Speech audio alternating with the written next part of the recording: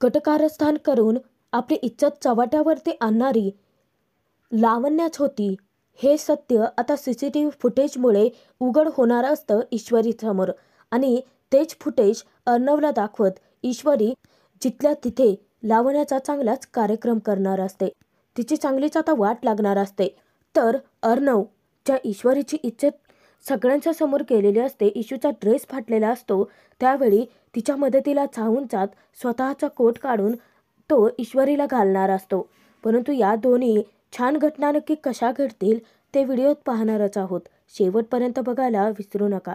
तू ही रे माझा मितवा मालिकेच्या आजच्या 2 फेब्रुवारीच्या महा एपिसोडच्या भाग 2 मध्ये एकतर कटकारस्थान करून लावण्याने खालची पातळी तर गाठलेलीच असते, ईश्वरीची इज्जतही चव्हाट्यावर आणलेली असते.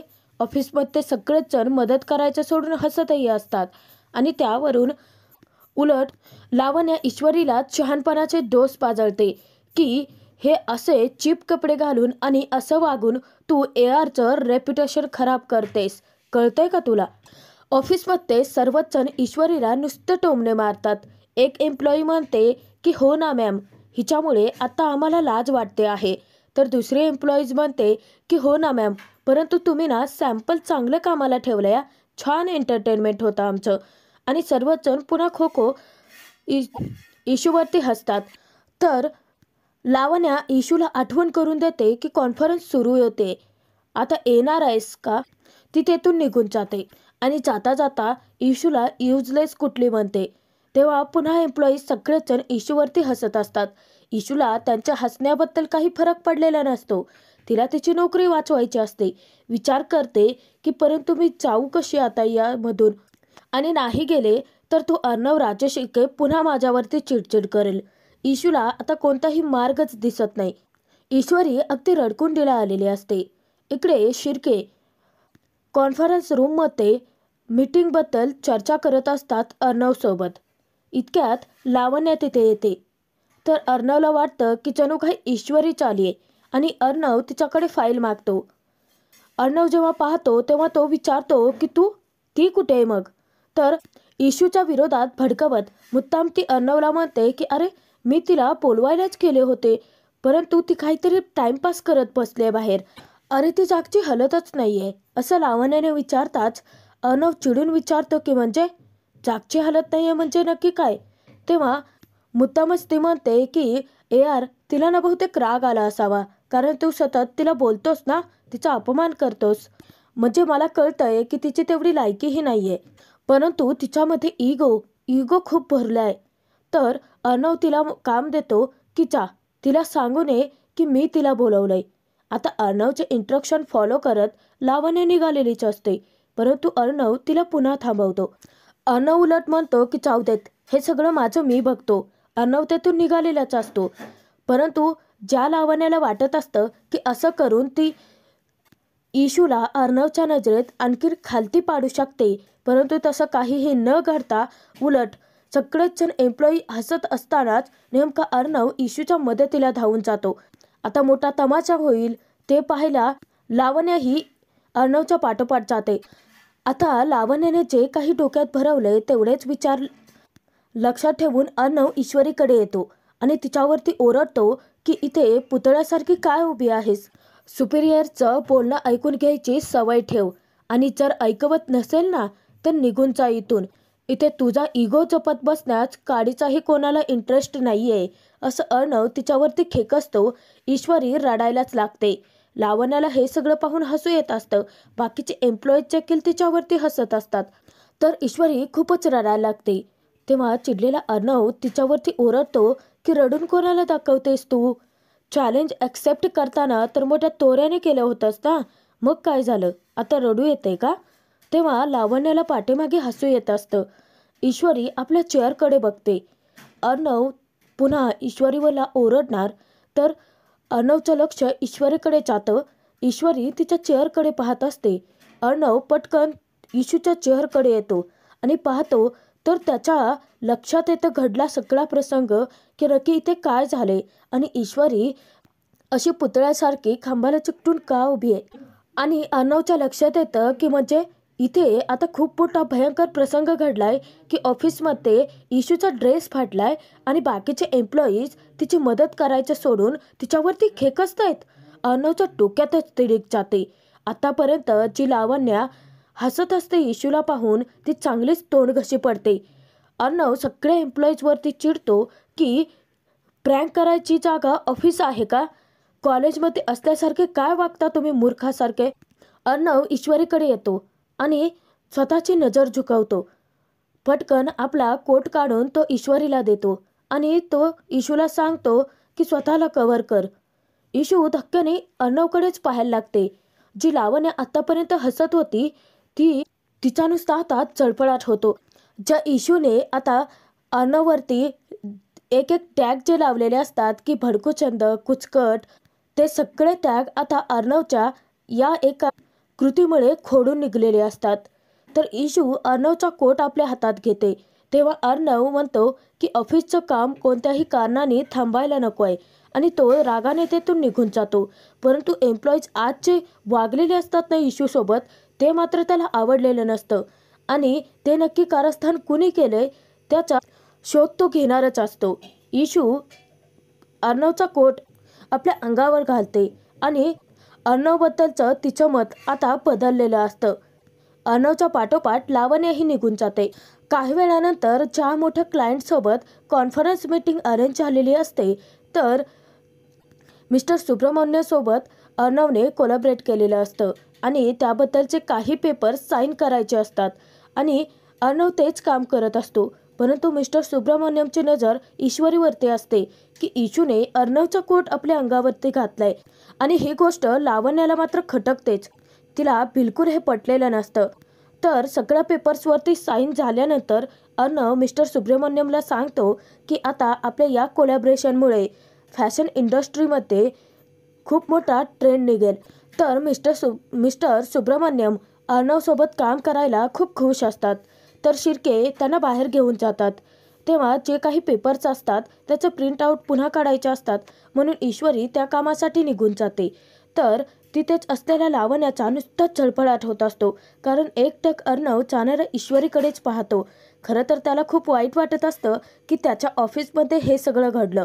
परंतु त्याचा वेगळाच अर्थ लावण्या काढते की AR असा का वागला? म्हणजे ऑफिसमधल्या बाकीच्या एम्प्लॉईजसोबत असं वागताना पाहिलं नाही, मग तीच का फक्त? आणि नुसतं तिचा हातात तिळपापड होतं.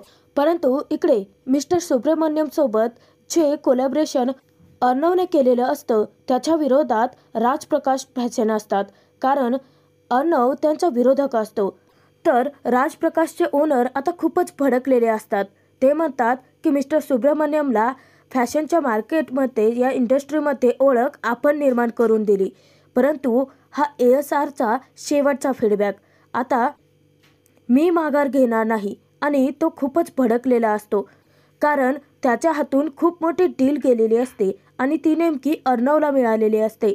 एवढ्या मोठ्या क्लायंटची डील आपल्या हातून गेली असा विचार करत राजप्रकाश खूपच आता भडकलेला असतो, अगदी चावताळून उठलेला असतो.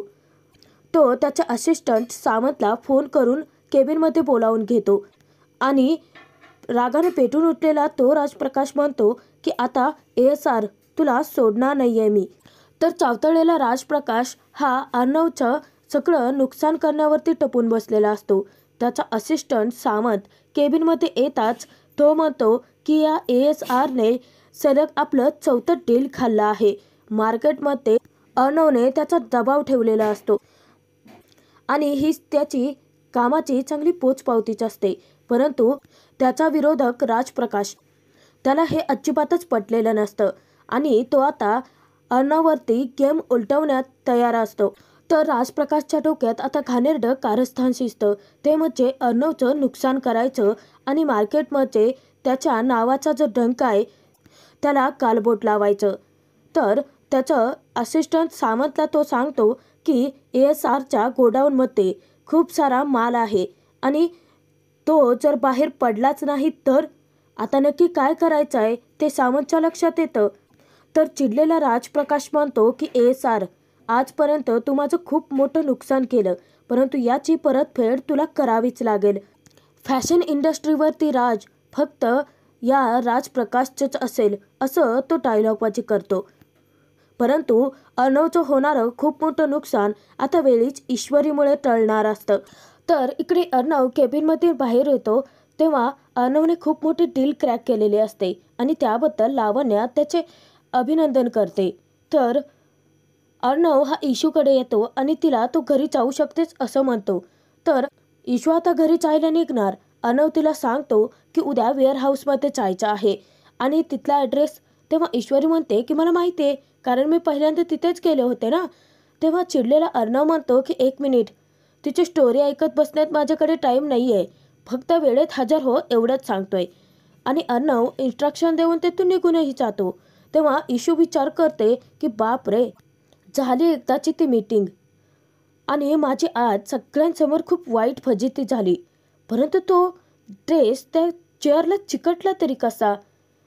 आता त्यावरती नक्कीच कोणीतरी काही लावून ठेवलं होतं किंवा त्या खुर्चीवरती काहीतरी लागलं होतं.